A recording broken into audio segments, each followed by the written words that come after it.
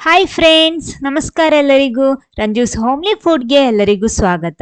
ಮನೆಯಲ್ಲಿ ಇಡ್ಲಿ ಅಥವಾ ದೋಸೆ ಹಿಟ್ಟು ಬಾಕಿ ಇದ್ರೆ ಈ ದೀಪಾವಳಿಗೆ ನಮಗೆ ಸೂಪರ್ ಆಗಿರುವಂತ ಒಂದು ತಟ್ ಅಂತ ಮಾಡಬಹುದಾದಂತ ಒಂದು ಸ್ವೀಟ್ ರೆಡಿ ಮಾಡೋಣ. ಬನ್ನಿ ನೋಡೋಣ ಹೇಗೆ ಮಾಡೋದು ಅಂತ. ಆಮೇಲೆ ನೀವು ಫಸ್ಟ್ ಟೈಮ್ ಈ ಚಾನಲ್ ನೋಡ್ತಿದ್ರೆ ಈ ವಿಡಿಯೋದ ಕೆಳಗಡೆ ಕಾಣುವ ಸಬ್ಸ್ಕ್ರೈಬ್ ಬಟನ್ ಕ್ಲಿಕ್ ಮಾಡಿ ಚಾನಲ್ ಸಬ್ಸ್ಕ್ರೈಬ್ ಮಾಡಿ ಸಪೋರ್ಟ್ ಮಾಡಿ. ಅದರ ಪಕ್ಕದಲ್ಲೇ ಇರುವ ಬೆಲ್ ಐಕನ್ ಪ್ರೆಸ್ ಮಾಡಬೇಕು. ಅದರಲ್ಲಿ ಬರುವ ಆಲ್ ಆಪ್ಷನ್ಗೂ ಕ್ಲಿಕ್ ಮಾಡಬೇಕು. ಹಾಗಿದ್ರೆ ಮಾತ್ರ ನಾನು ಹಾಕುವ ಹೊಸ ವಿಡಿಯೋಸ್ಗಳ ನೋಟಿಫಿಕೇಶನ್ ನಿಮಗೆ ಸಿಗುತ್ತೆ.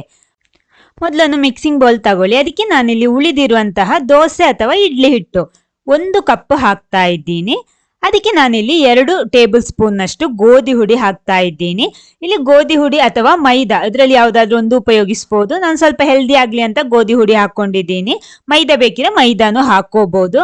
ಟೇಸ್ಟ್ ಅಲ್ಲಿ ಡಿಫರೆನ್ಸ್ ಇರುತ್ತೆ ಮೈದಾ ಹಾಕಿದ್ರೆ. ಆಮೇಲೆ ನೋಡಿ, ಸ್ವಲ್ಪ 1/4 ಟೀ ಸ್ಪೂನ್ ಬೇಡ, ಸ್ವಲ್ಪ ಬೇಕಿಂಗ್ ಸೋಡಾ. ಆಮೇಲೆ ನಾನು ಅರಶಿನ ಹುಡಿ ಹಾಕ್ತೀನಿ ಕಲರಿಗೋಸ್ಕರ.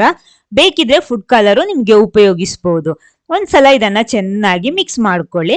ಆಮೇಲೆ ನೋಡ್ಕೊಂಡು ಇದಕ್ಕೆ ನೀರು ಸೇರಿಸ್ಬೇಕು. ಒಮ್ಮೆಲೆ ಸೇರಿಸ್ಬೇಡಿ, ಸ್ವಲ್ಪ ಸ್ವಲ್ಪ ನೋಡ್ಕೊಂಡು ನೀರು ಸೇರಿಸಿದ್ರಾಯ್ತು.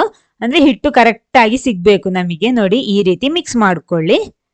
ಕರೆಕ್ಟ್ ಆಗಿದೆ. ಇನ್ನು ಇದನ್ನ ಚೆಕ್ ಮಾಡಬೇಕು ಕರೆಕ್ಟ್ ಆಗಿದೆ ಅಂತ. ಇಲ್ಲಿ ನೋಡಿ, ನಾನಿಲ್ಲಿ ಗೆರಟೆ ತಗೊಳ್ಳಿ. ಈ ರೀತಿ ತೂತಿರುವಂತಹ ಗೆರಟೆ ಆಗಿರ್ಬೇಕು, ಅಥವಾ ಈ ರೀತಿಯ ಪೈಪಿಂಗ್ ಬ್ಯಾಗ್ ಕೂಡ ತಗೋಬಹುದು.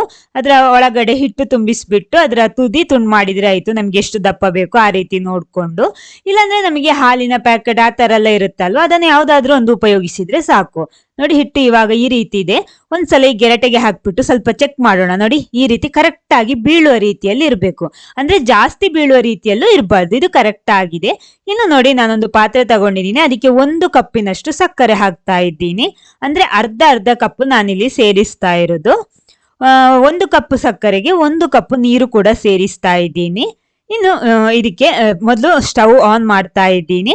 ಆಮೇಲೆ ಸ್ವಲ್ಪ ಅರಶಿನ ಹುಡಿ ಕೂಡ ಹಾಕ್ತೀನಿ ಕಲರಿಗೋಸ್ಕರ. 1-2 ಏಲಕ್ಕಿ ಕೂಡ ಹಾಕ್ತೀನಿ. ಒಂದ್ಸಲ ಇದನ್ನ ಚೆನ್ನಾಗಿ ಮಿಕ್ಸ್ ಮಾಡ್ಕೊಳ್ಳಿ.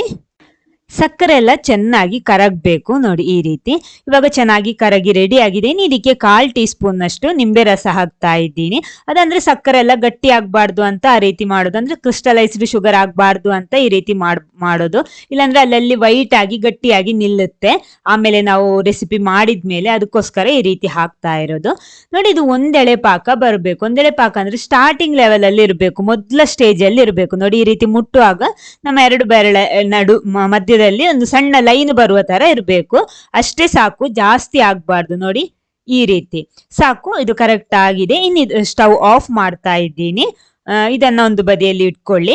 ಆಮೇಲೆ ಇಲ್ಲಿ ನಾನು ಎಣ್ಣೆ ಬಿಸಿ ಮಾಡೋದಿಕ್ಕೆ ಇಟ್ಟಿದ್ದೀನಿ. ನೋಡಿ, ಈ ರೀತಿ ನಾನು ಇಲ್ಲಿ ಗೆರಟೆಯಲ್ಲಿ ಮೊದಲು ತೋರಿಸ್ತೀನಿ. ಒಂದು ಬೆರಳು ನೋಡಿ, ನಾನು ಮಧ್ಯದ ಬೆರಳನ್ನ ಈ ರೀತಿ ಗೆರಟೆ ತೂತಿದೆಯಲ್ಲ ಅದರಲ್ಲಿ ಹಿಡ್ಕೋಬೇಕು. ಬೇಕಾದಾಗ ನಮಗೆ ಬಿಡ್ಬಹುದು. ಅದಕ್ಕೋಸ್ಕರ ನೋಡಿ, ಹಿಟ್ಟು ತುಂಬಿಸ್ಬಿಟ್ಟು ಅದರಲ್ಲಿ ಈ ರೀತಿ ಮಾಡಿದ್ರೆ ಆಯ್ತು. ಅಂದ್ರೆ ನಾವಿಲ್ಲಿ ಜಿಲೇಬಿ ಮಾಡ್ತಾ ಇರೋದು. ನೋಡಿ, ಈ ರೀತಿ ಮಾಡ್ಬಿಟ್ರೆ ಆಯ್ತು. ತುಂಬಾ ಸುಲಭವಾಗಿ ಮಾಡ್ಬೋದು. ಅಂದ್ರೆ ಹಿಟ್ಟು ಮಾತ್ರ ಕರೆಕ್ಟ್ ಆಗಿರ್ಬೇಕು. ಒಂದ್ ವೇಳೆ ನಿಮ್ಗೆ ಈ ರೀತಿ ಬಂದಿಲ್ಲ ಅಂದ್ರೆ ನಿಮ್ಗೆ ದಪ್ಪ ಆದ್ರೆ ನೀರು ಸೇರಿಸಬಹುದು. ಅಲ್ಲ, ಸ್ವಲ್ಪ ಜಾಸ್ತಿ ನೀರು ಆಯ್ತು ಅಂದ್ರೆ ಅದಕ್ಕೆ ಸ್ವಲ್ಪ ಮೈದಾ ಅಥವಾ ಗೋಧಿ ಹುಡಿ ಹಾಕ್ಬಿಟ್ಟು ಕರೆಕ್ಟ್ ಸೆಟ್ ಮಾಡಬಹುದು.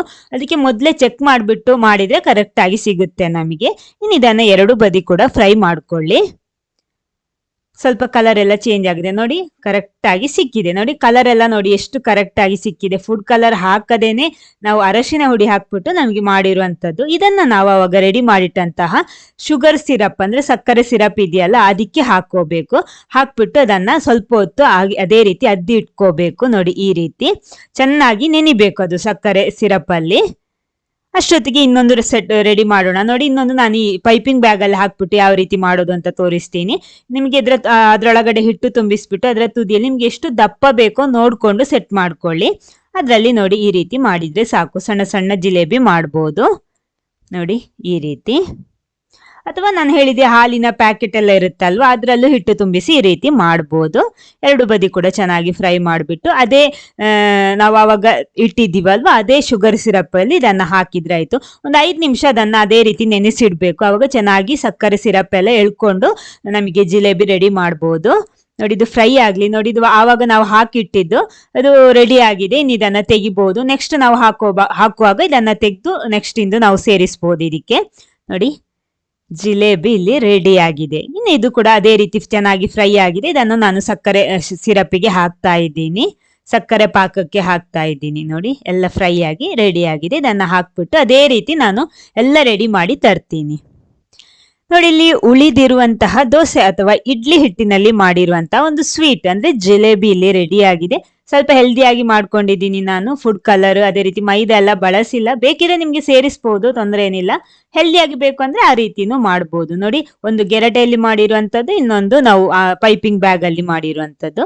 ಯಾವ ರೀತಿ ನಿಮ್ಗೆ ಸುಲಭ ಆಗುತ್ತೋ ಅದರಲ್ಲಿ ಮಾಡ್ಬೋದು. ಒಳಗಡೆ ನೋಡಿ ಯಾವ ರೀತಿ ಇದೆ ಅಂತ ನಾನು ತೋರಿಸ್ಕೊಡ್ತೀನಿ. ಸಿರಪ್ ಎಲ್ಲ ಚೆನ್ನಾಗಿ ಎಳ್ಕೊಂಡಿದೆ. ಬಿಸಿ ಬಿಸಿಯಾಗಿ ತಿಂದ್ರೆ ಸೂಪರ್ ಆಗಿರುತ್ತೆ. ನೋಡಿ ಈ ರೀತಿ ಇರುತ್ತೆ. ಈ ವಿಡಿಯೋ ನಿಮ್ಗೆ ಇಷ್ಟ ಆಗಿದ್ರೆ ಖಂಡಿತ ಲೈಕ್ ಮಾಡಿ, ಎಲ್ಲರ ಜೊತೆ ಶೇರ್ ಮಾಡೋದಕ್ಕೂ ಮರಿಬೇಡಿ. Okay, thank you.